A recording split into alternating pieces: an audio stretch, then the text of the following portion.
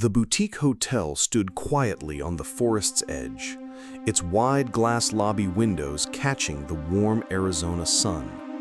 Inside, the air was still, broken only by the faint hum of the air conditioner and the steady scratch of a pen. At the front desk, 24-year-old Lena Carter leaned over her reservation book, her neat blue uniform pressed sharp, long brown hair tied low. The calm setting felt untouched by the world beyond. Guests napped in their rooms, birds fluttered in the trees outside, and nothing seemed unusual. But the security cameras mounted high in the corners recorded more than invoices and guest arrivals that afternoon. They caught the first flicker of movement, a shape stretching across the glass doors as if the forest itself had sent an uninvited visitor. What entered was no ordinary shadow, but a predator carrying both danger and desperation. From the outside steps, golden fur streaked with black spots slipped quietly into the lobby. A leopard, its sleek body dulled with dust and wounds, padded across the polished tile floor. Every step left a faint clack, claws sliding, echoing like a ticking clock in the silence. Security cameras swiveled automatically, recording the predator's every move as it wandered beneath chandeliers and over polished rugs. Its eyes were strange, cloudy, dim, not fierce but hollow with exhaustion. Its flanks heaved, ribs showing sharply beneath matted fur, every breath rasping like sand in a dry wind. This was no ambush, no roar, no growl, just a wounded animal staggering forward, its belly sunken, its strength failing. The line between predator and prey blurred here in this hotel lobby. The leopard wasn't hunting, it was seeking something else, perhaps mercy. Lena closed her ledger, reaching for a towel to wipe the counter when the hairs on her neck prickled. She turned and froze. Less than 3 steps away, towering above the lobby rug, stood the leopard. Her eyes widened, her breath snagged sharp in her throat. The pen slid from her fingers to the counter without a sound. For a moment, time fractured. The predator's shadow stretched long across the floor, enveloping her like a cage. Yet the eyes that met hers weren't filled with hunger or malice. They were heavy, vacant, as though staring past her. Lena's pulse pounded in her ears, her body rigid as stone. Every instinct screamed to run, to scream, to break the silence. But she didn't. Something deeper told her this was no threat, at least not yet.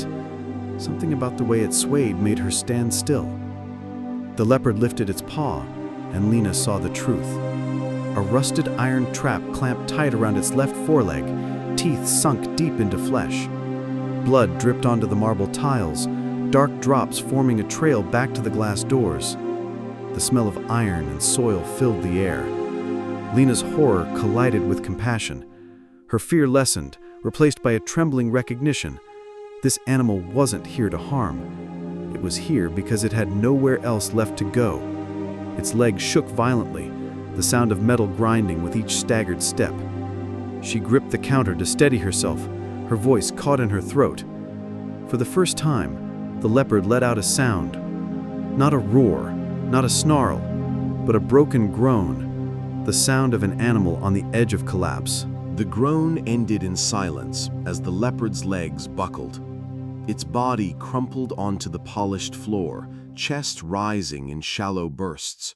Blood pooled slowly beneath the mangled paw, seeping into the pristine tiles. Lena's heart raced, her hands trembling as she pulled her phone from her skirt pocket. She dialed the Wildlife Rescue Center, forcing her voice to remain steady even as panic chewed at her chest. She described the location, the wounds, the urgency. Her words carried a mixture of fear and determination. Hanging up, she grabbed a clean white towel and placed it near the animal's head, careful not to startle it, though its eyes barely opened now. She stood back, watching, praying. The line between predator and victim had vanished. Here lay a creature broken and dying, clinging to a stranger's fragile hope. The glass doors opened again. A young hotel staffer stepped in, saw the leopard sprawled on the lobby floor, and shouted in terror. His voice echoed against the glass and marble. Lena whipped her head around, eyes flashing with command. She raised a finger to her lips, signaling silence. Her voice, though shaking, held firm authority. "Clear the guests, quickly, don't alarm them." He hesitated, then nodded, her courage more convincing than her words. Guests were quietly escorted away, whispering as they stole glances toward the lobby. Lena stayed behind, rooted by something stronger than fear. Alone again, with the wounded predator, she whispered softly under her breath, words meant more for herself than the animal. "You're not alone. Help is coming. Just hold on." The leopard's ear twitched faintly, as though catching the rhythm of her voice. The wildlife rescue line had already triggered their red alert protocol. Somewhere down the highway, a truck roared toward the hotel. Lena, meanwhile, held her post. She paced slowly in a half circle, never taking her eyes off the animal. Its flank rose and fell unevenly, blood still trailing onto the floor. She dared not move closer, but refused to retreat either. Every few moments she whispered, her tone steady, like a heartbeat in the still air. Outside, the early summer breeze pushed against the glass doors, carrying the scent of pine and soil inside. The lobby no longer felt like a hotel. It felt like the pause between life and death, as though both worlds balanced on the leopard's next breath. The wail of tires broke the silence as a pickup skidded to a halt outside. 3 wildlife rescuers in green uniforms leapt out, medical kits in hand. Leading them was Frank Delgado, grizzled and steady, his eyes narrowing as he spotted the collapsed cat. He gave Lena a quick nod of respect, then signaled his team. 2 fanned out in front, while 1 raised the tranquilizer rifle from behind. Lena's body sagged with relief, though she didn't leave. Instead, she stayed back against the wall, watching every motion. Frank crouched, studying the wound from a distance, then raised 2 fingers. The rifle hissed. A dart struck the leopard's thigh. It flinched weakly, tried to shift, then collapsed deeper into exhaustion. Its chest slowed. Peaceful sleep spread across its battered frame. The rescuers hurried forward. Metal snapped against metal as special cutters pried the rusted trap open, releasing the leg from its cruel jaws. Blood oozed fresh, the wound deep enough to expose tendon. One rescuer pressed gauze hard against it, while another wrapped layers of bandage around the limb. The leopard stirred faintly under sedation, ears twitching but no longer fighting. Lena pressed her palms together, whispering almost like a prayer. Frank glanced back at her, voice low but certain. "You bought him the time he needed." They lifted the stretcher, every strap carefully fastened, then wheeled the animal toward the waiting truck. For the first time since it entered the lobby, silence felt like relief rather than terror. At the truck's open tailgate, the leopard's massive body was heaved onto soft cushions and secured with straps. Monitors beeped, showing a heartbeat steady but fragile.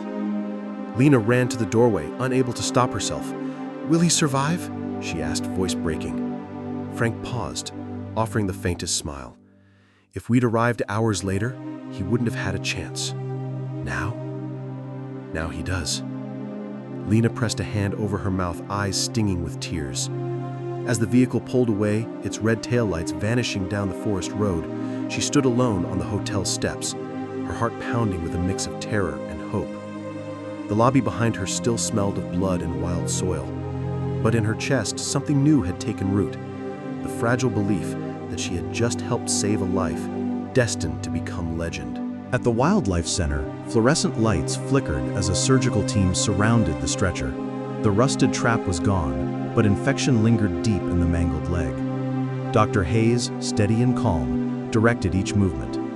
IV lines were placed, fluids dripping into fragile veins, while antibiotics coursed to fight hidden threats. Through it all, the leopard slept beneath anesthesia, chest rising slow but steady. Lena stood in a corner, still in her blue uniform, unable to leave. When the operation ended, bandages cocooned the leg and monitors hummed with faint reassurance. The staff gathered afterward, deciding the cat would need a name to track his file. Lena whispered first. "Ruto," she said softly, "bearer of hope." The word lingered, accepted by the team. Outside, rain pattered against the windows, as if the forest itself approved. Ruto's fight had officially begun. That first night, Ruto lay curled on the foam floor of his recovery pen. He neither ate nor moved, only breathed shallowly as his stitched leg trembled.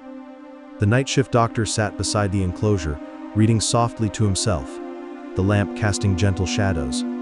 A radio played faint classical music, each note floating like a lullaby. Lena returned after her shift, drawn by something she couldn't explain. She leaned close, fingers gripping the bars, whispering reassurance, though she knew sedation still gripped him. Hours passed. His ears twitched, his tail gave a faint flick, but still he refused food. Every rise of his chest was fragile, as if each breath cost too much. Lena stayed, her own heartbeat syncing with his, until dawn crept in through the blinds.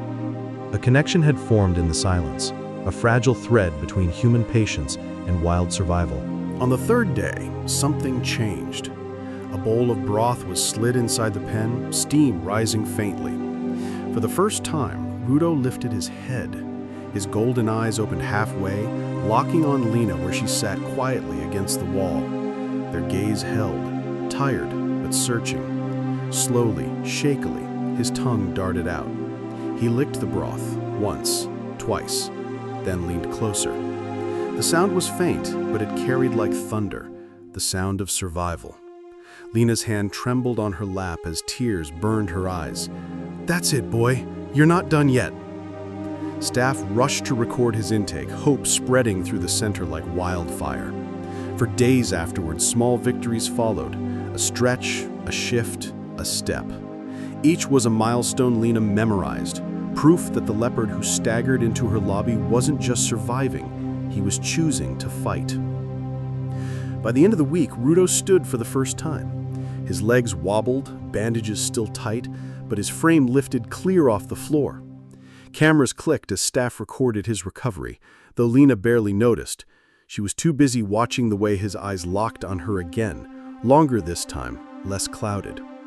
When she knelt by the bars, his ears pricked, and for the briefest moment, he leaned his head toward her scarf folded in her hands. She had brought it without thinking, the same white scarf she'd tossed beside him in the hotel lobby when she didn't know what else to do. His nose twitched, breath touching the fabric. A sound emerged, not fierce but steady, a low chuff, almost like gratitude. It wasn't the roar of a predator, it was the voice of recognition. Weeks passed, and Ruto's wound closed. A scar curled along his foreleg, angry red beneath regrowing fur, but no longer infected. He began pacing the pen, energy restored, eyes brighter with each sunrise. Yet whenever Lena visited, the pacing stopped. He would sit, tail curled, eyes fixed, as if holding silent conversations with her. She would sit too, separated by steel bars, sharing the quiet. Staff noted the behavior, unusual, almost unnatural. Wild animals weren't meant to tether themselves to humans, yet Ruto did. It wasn't dependence, but recognition, the memory of who stayed when he collapsed. Every day the scar hardened, but so did the bond. Lena no longer needed to whisper. He found her in silence. Hope, once just a word she'd spoken in that crowded surgery room, now had weight and form. Ruto embodied it. After a month, the staff agreed. Ruto was strong enough to leave the clinic and enter the semi-wild restoration zone. It was a sprawling enclosure carved into the forest edge, complete with streams, boulders, and hidden prey dummies for hunting drills. Lena was there when they rolled open the transport gate. At first, he hesitated, sniffing the air, tail swishing in wary arcs. Then, with a bound, he stepped onto the grass. His paws pressed into soil for the first time since his ordeal, claws flexing naturally. He moved slow at first, then faster, circling the trees like testing ownership of this new space. Lena stood beyond the fence, her scarf wrapped around her wrist. At one point, Ruto turned, head lifting high, golden eyes catching hers across the barrier. She raised her hand, silent, and he stood taller, almost regal. The wild zone tested every instinct. Bait was suspended from trees to mimic struggling prey. At first, Ruto miscalculated, leaping awkwardly, missing his mark.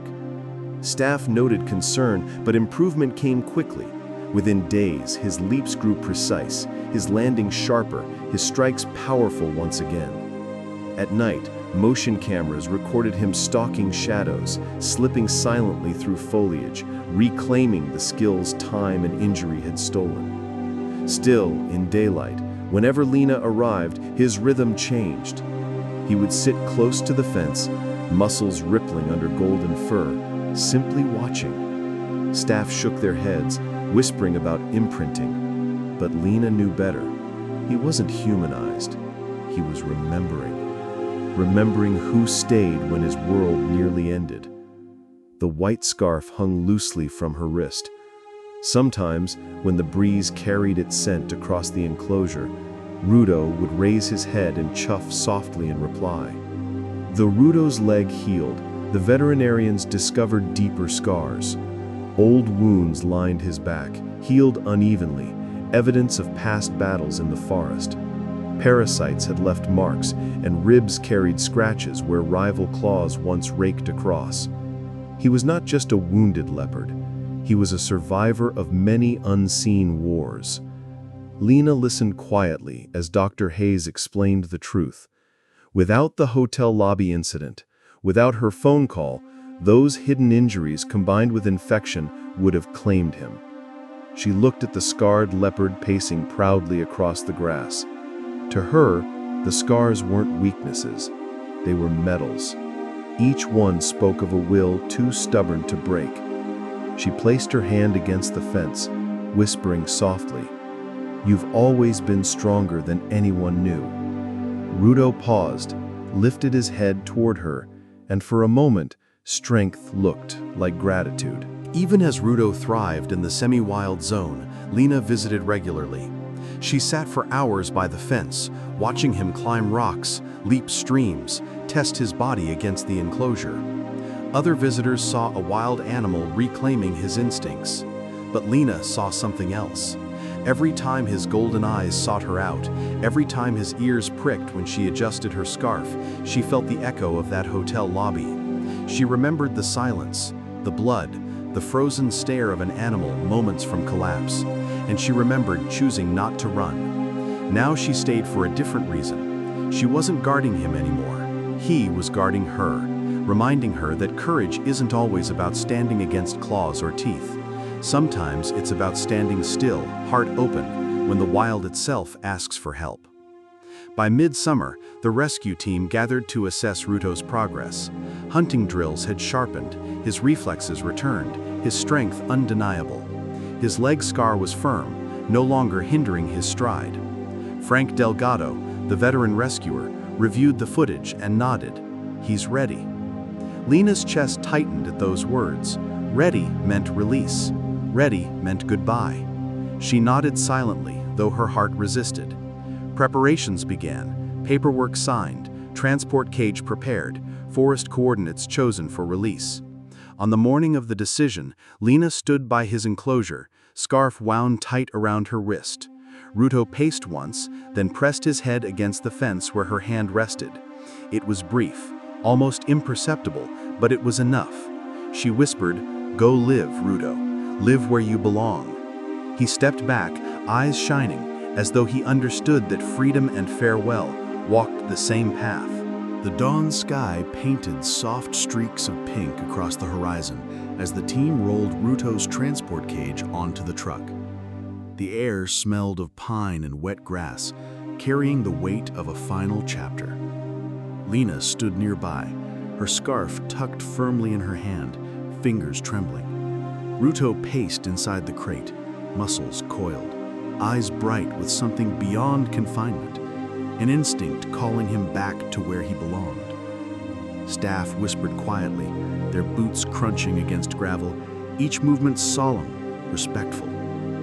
Cameras from local media had arrived, though their lenses could not capture the tension in Lena's chest. When the latch clicked shut and the truck rumbled to life, she placed her hand against the metal bars one last time. Ruto leaned close, whiskers brushing against the opening. The silent exchange lingered like a promise. Freedom was near. The truck wound through twisting mountain roads, tall grass bending under wind that swept across open fields. Inside the transport, Ruto lay calm, no longer fighting confinement. It was as if he sensed this road was not an end, but a passage home. Lena followed in a separate vehicle, eyes fixed on the rescue truck ahead, heart beating with every turn. The convoy pushed deeper into a forest reserve untouched by human hands, where mist hovered low across treetops. Birds rose in startled clouds, scattering as the engines echoed through the valley. Lena pressed her forehead to the glass, memorizing the trees, the scent of earth, the silence between the rumbling wheels. She knew this was not just Ruto's return. It was a reminder of how fragile life was when wildness collided with human cruelty, and how rare second chances could be. The convoy stopped where the forest thickened, a clearing bathed in filtered sunlight breaking through tall canopies. The air vibrated with cicadas, and the ground shimmered with dew. Staff worked quietly, lowering the cage into the heart of the reserve. Lena stepped down from her truck, the scarf now tied gently around her wrist, its edges fluttering with each breath of wind. The cage door faced tall grasses that swayed like a living curtain hiding the wilderness beyond. Ruto crouched inside, ears pricked, nostrils flaring as sense of freedom rushed toward him. Every instinct in his body seemed to surge at once. The staff formed a wide circle, ensuring silence. The moment stretched, heavy yet sacred. Lena's breath caught as the key slid into the cage lock. The clink of the latch was a sound that would echo in her heart forever. The cage door swung open with a groan, and sunlight spilled across Ruto's golden coat. For a moment, he did not move, muscles taut as if testing the air itself. Then one paw stepped forward, pressing into soft soil. Another followed, claws flexing naturally against the earth. His body slid free of confinement, shoulders rolling, tail slicing through air like a whip. He did not bolt. He lingered, chest rising, eyes absorbing every angle of the forest. Each breath carried scents of damp moss, distant streams, and prey trails. Lena raised her hand, barely whispering, though the words were carried by her heart alone. Go.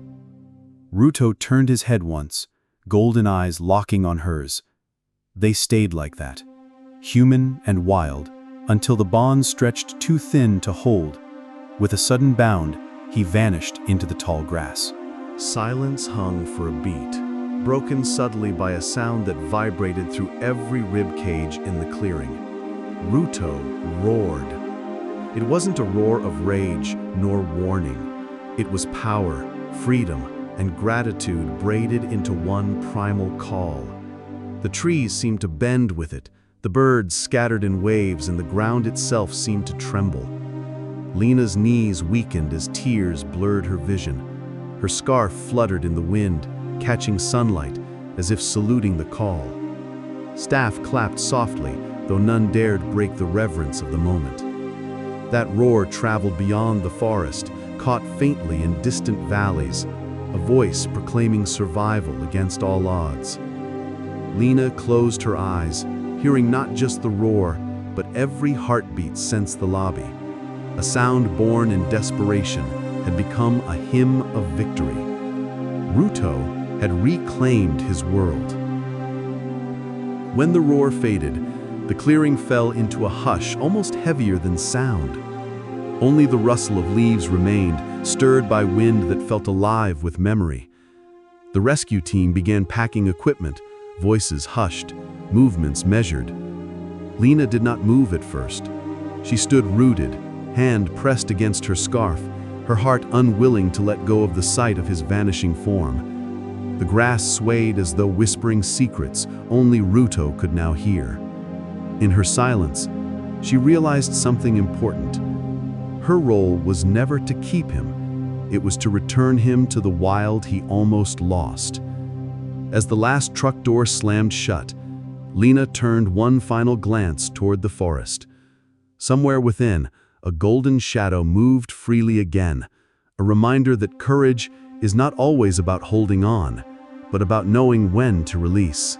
Days later, the hotel's security footage was released. The haunting images of Ruto limping into the lobby, collapsing at Lena's feet. The world watched, spellbound. News anchors replayed the rescue, voices quivering as they narrated. Clips spread online, paired with Lena's quiet bravery and Ruto's scarred yet regal recovery. "The Leopard of Hope," headlines declared. Across social media, people shared their own stories of finding courage, of second chances. Donations flooded into the Wildlife Center, ensuring not just Ruto's survival, but that of countless others yet unseen. Lena was honored publicly, though she shrank from the spotlight, preferring the quiet truth she carried in her chest. She didn't want medals or praise. All she wanted was to know that somewhere, in the rustling leaves of a distant forest, Ruto walked proud and strong, carrying hope with every stride. Back at the hotel, Lena returned to her lobby. The glass doors stood wide, sunlight cutting sharp lines across polished floors. Everything looked the same, yet nothing truly was. She stepped outside, scarf in hand, and tied it to a branch of the nearest tree at the edge of the grounds. The fabric fluttered in the breeze, white against green, a silent marker of a promise fulfilled.